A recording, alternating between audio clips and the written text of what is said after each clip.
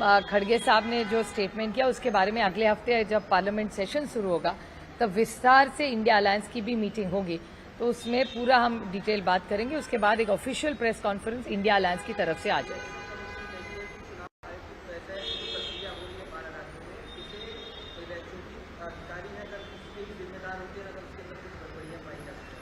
मैं बड़ी विनम्रता से कहना चाहती हूँ कि मेरा बहुत विश्वास इलेक्शन कमीशन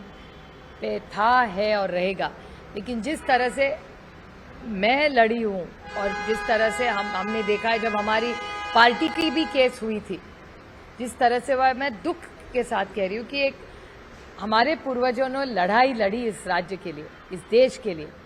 कि हमें स्वतंत्र मिले और खुद से हम चलाए, लेकिन इलेक्शन कमीशन का जो बर्ताव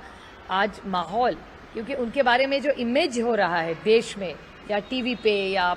वर्तमान पत्र में, ये उनके लिए या देश के लोकतंत्र के लिए हानिकारक है या नहीं, ऐसे भी लोग आज कह रहे हैं इस देश में। तो ये बहुत चिंता की बात है।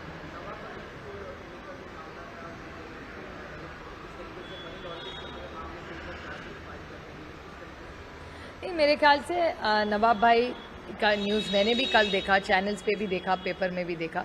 और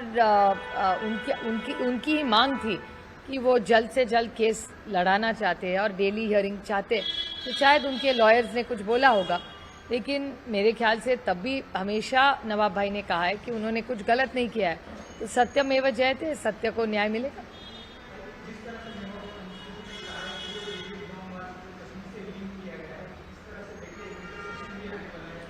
नहीं, हम ज़रूर, मुझे विश्वास